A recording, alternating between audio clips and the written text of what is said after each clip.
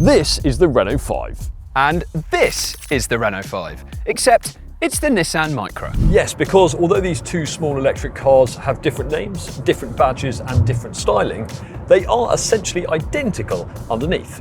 That's no bad thing though, because we know the Renault 5 is a fantastic electric car, and so having another one that looks a bit different is great, right? Absolutely, but taking styling out of the equation, we want to find out if there are any objective reasons why you might choose one of these cars over the other.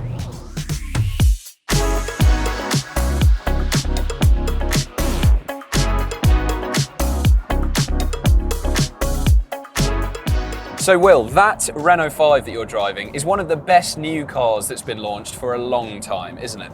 It definitely is. In fact, it's so good that we voted it our 2025 Car of the Year. It isn't the first small electric car, of course. We've seen the Fiat 500e, the Peugeot E208, and even this car's predecessor, the Renault Zoe, and they have all been good cars for the money.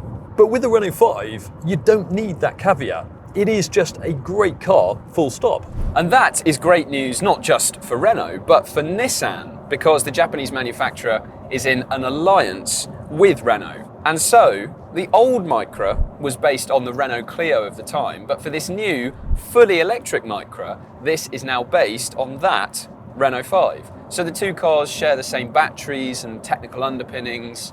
They're built at the same plant in France even, but there are some differences between them. And in this test, we are comparing both of them head to head in every area. So we're going to look at their interiors, what practicality they have to offer, what differences there are between them on the road, and we're also going to crunch the numbers to tell you what real world efficiency they can deliver, and also which is best when it comes to the costs. But before all of that, let's take a closer look at what they have to offer.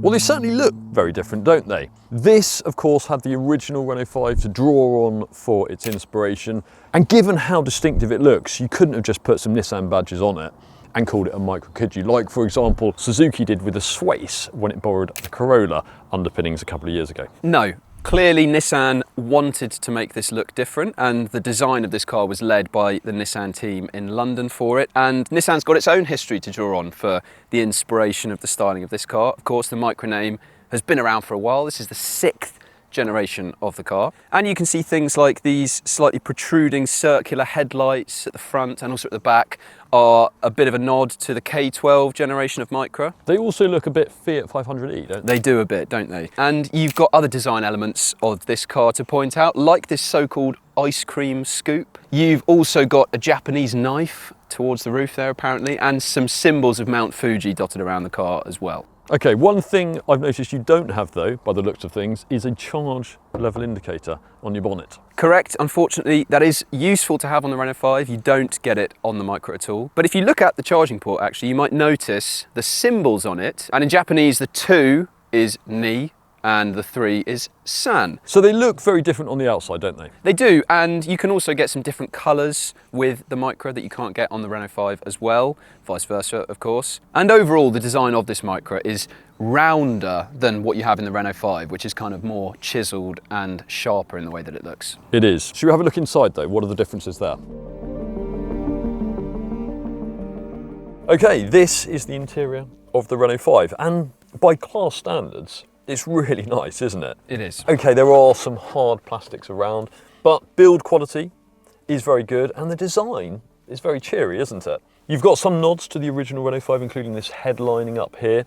And if you go for range-topping Iconic 5 trim, there is actually at the moment a limited run Roland Garros that sits above this, but this is the range-topping trim most of the time. Then you get these seats, the design of which is inspired by the original Renault 5 Turbo. One reason you might want to go for this trim is because it's the entry point for adjustable lumbar support. So if you go for an Evolution or a Techno trim, you don't get that. And I can tell you, because I've driven those, the lower back support isn't particularly great without that. So if you do longer journeys particularly, then Iconic 5 is worth considering. You can only have yellow seats with that though. Renault calls this denim, it's actually made from recycled bottles. And what's the actual driving position like in the Renault 5? Generally, very good, because you've got a steering wheel, pedals and a seat that all line up nicely with one another. The only thing you might find is that this digital driver display behind the steering wheel can be blocked by the top of the rim of the steering wheel. So if you're my height, you might want to move that steering wheel up into a slightly unnatural position to be able to see that display completely. But it's not a huge problem, to be honest. And this infotainment system is without doubt the best in the class. If you go for Techno trim or above, then you get Google-based systems. That means you get Google Maps for your navigation. It's fantastic. You probably use that if you're using smartphone mirroring anyway. And you also get Google Voice Assistant, which means that it actually works. You also get physical controls for the air conditioning. We're always big fans of those. So overall, a fantastic interior. And you might assume, with all that styling on the outside, that this would be quite a difficult car to see out of. But that isn't the case at all, because you've got nice tall side windows here, got a good view down the road ahead. And also, these pillars don't get in the way too badly at junctions either. So overall, very, very strong in here, isn't it? Really strong. Is it as strong, though, as that Nissan Micra? Let's find out. Now, you may have noticed things look pretty familiar inside the Nissan Micra. They really do, don't they? Not quite as colourful, perhaps? No, different colour scheme if you go for this range-topping version compared to the Renault 5 and its range-topping version. But apart from that, the look and the layout is fundamentally identical between the two cars. But of course, this is a left-hand drive version of the Micra. It's an early test car we've been provided by Nissan. But if you buy a car in the UK, the steering wheel will be on the other side. I would hope so. You also get a Nissan badge. Very important difference there. Yes, of course. And actually on the steering wheel, this is where you have perhaps the biggest difference between the two cars, because you can notice you've got these paddles that let you adjust the level of regenerative braking. And in the Micra, you can even use them to trigger a one-pedal driving mode. So if you lift your foot off the accelerator, you can bring the car to a complete stop. And that is something that you can't currently get with the Renault 5, but it is something that's going to be introduced to the lineup of that car at a future date. But apart from that, even the equipment that you get in the different trim levels is identical between the two cars. So the entry-level car doesn't get a Google-based infotainment system.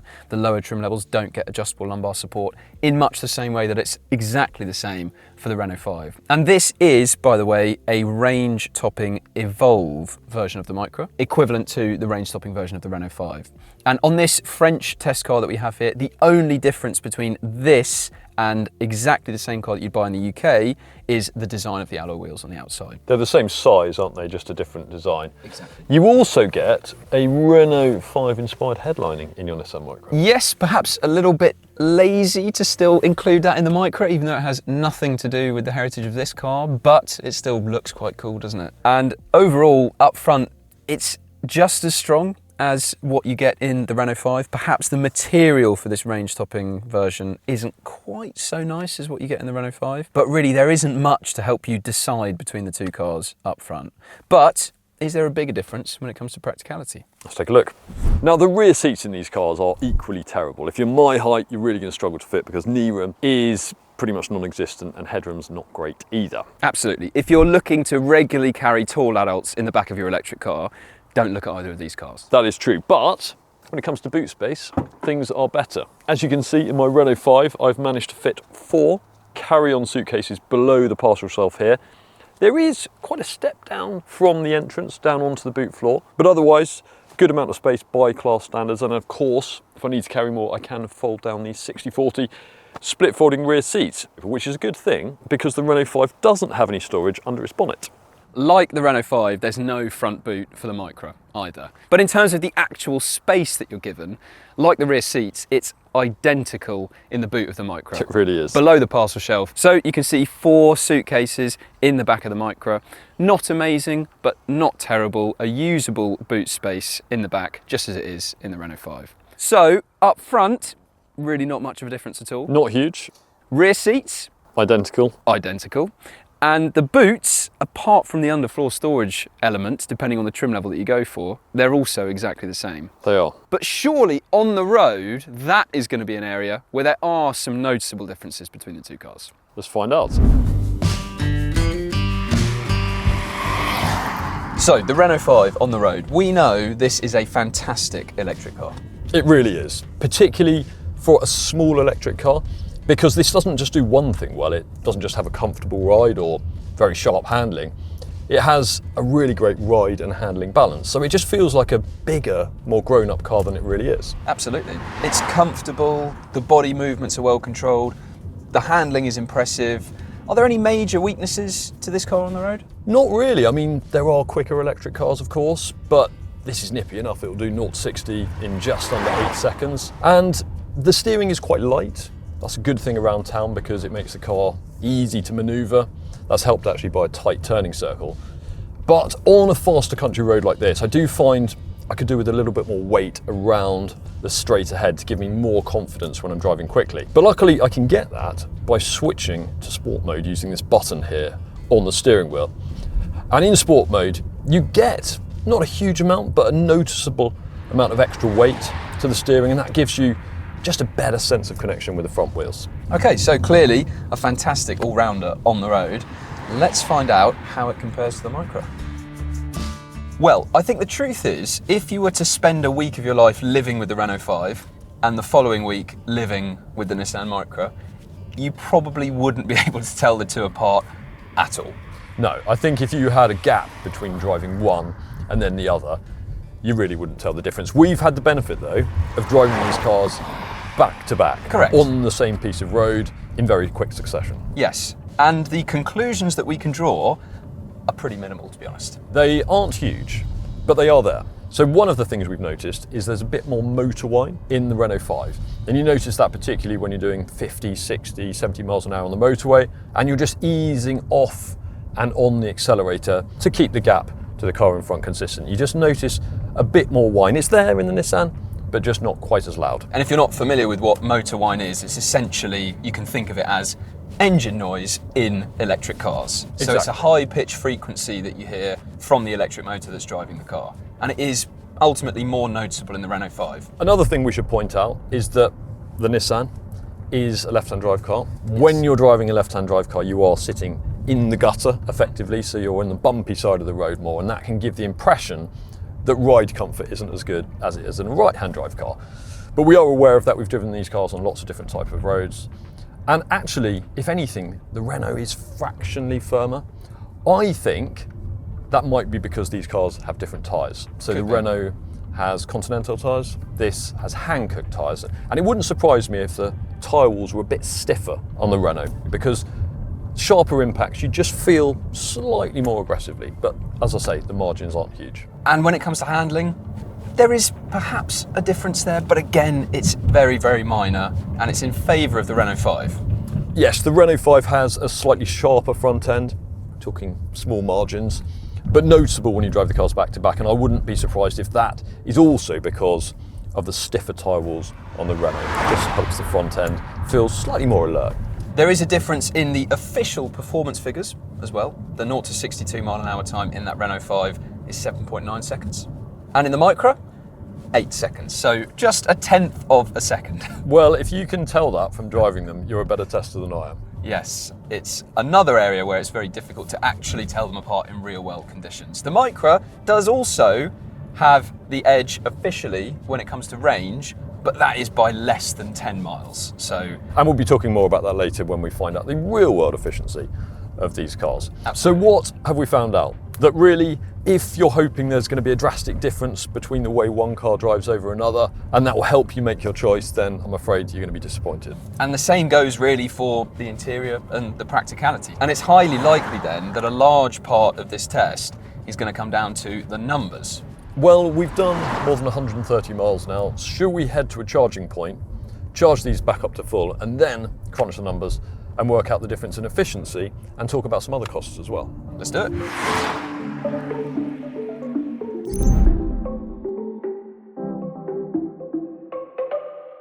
So we charged both cars up to 100%, and the Nissan Micra, over the 133 miles that we covered, needed 35.4 kilowatt hours of electricity.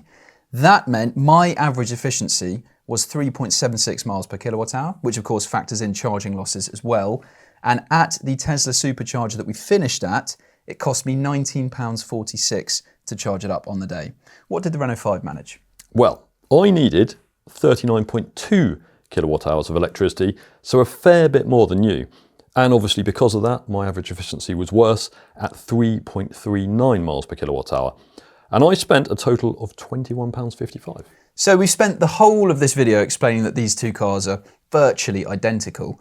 But that is quite a big difference in efficiency, isn't it? It is, and it isn't immediately obvious why there was such a big difference when it comes to efficiency. It wasn't the most scientific test we've ever done, but we did check the tyre pressures before we set off. We did the same number of miles in both cars, and we also swapped cars quite regularly, although you did spend more time in the Nissan, and I spent more time in the Renault 5. So perhaps the most likely explanation is something that I talked about earlier, and that's the different tyres that the two cars had, because we know that rolling resistance has a big impact in how efficient cars are. Yes, that's true. And now let's look at more of the costs involved here. And we essentially had two range-topping versions of these cars in this test. They were the bigger battery options available. They were at the highest trim levels, excluding the Roland Garros Plus Special Edition, the Renault 5, of course. But the Renault 5's list price is more than £2,000 cheaper than the Micra. And can you explain why that's the case? Well, yes. So in the UK, there is an EV grant available from the government, but not all electric cars are eligible for it. And even those that are fall into either Band 1 or Band 2. All versions of the Micra are in Band 2, so that means you get £1,500 off the price of the car when you're buying. But the comfort range version of the Renault 5, that's the version with the 52 kilowatt hour battery that we were testing, qualifies for the full £3,750 grant. And that largely explains why it's cheaper. Yes, so the smaller battery that's available in the urban range Renault 5 is sourced from China, and that's why it only gets the £1,500 grant. The bigger 52 kilowatt hour unit is now sourced from a European supply chain, which is why it's been verified for the higher grant. You would have thought, though, that the Micra, built at the same factory using the same parts, would fit the same criteria, but it apparently doesn't. And we did ask Nissan whether the Micra will, at some point in the future, get that full grant, didn't we? We did, and strangely, it doesn't really sound like it's going to get the full grant, at least imminently. So that means in terms of costs for people buying in cash, even with the Micra being more efficient, the total cost over 3 years is definitely in favour of the Renault 5. And that's also helped by the fact that it's predicted to hold on to its value better than the Micra. But is the Renault 5 still cheaper on a monthly PCP finance deal? Well, right now, if you put down a £4,000 deposit, you cover 8,000 miles a year and you want an agreement over 4 years, so 48 months, then you will pay £346 a month for the Micra and £323 a month for the Renault 5. Okay, so the Renault 5 is still cheaper, although on PCP the difference isn't quite as stark as it is if you're buying in cash. And in terms of equipment, this top-spec Micra has a very slight edge on the Renault 5 in getting one-pedal driving mode with those paddles on the steering wheel, but that's not a particularly significant difference, is it? Not really, no. And as we suspected, a lot of this comes down to the numbers. So both cars are brilliant, two of the best EVs on sale, there's no doubt about that. But given that they are so similar, and the Renault 5 is cheaper, then there isn't really an objective reason to choose the Micra instead. So there you have it. The Renault 5 is the winner of this test, and still the best small EV that you can buy. Thanks very much for watching this video. If you want to see another one, click up there. Make sure you subscribe to our channel while you're at it. And if you want to read more about this test, and if you want to read all of our new and used car reviews, then click on that link to go to whatcar.com.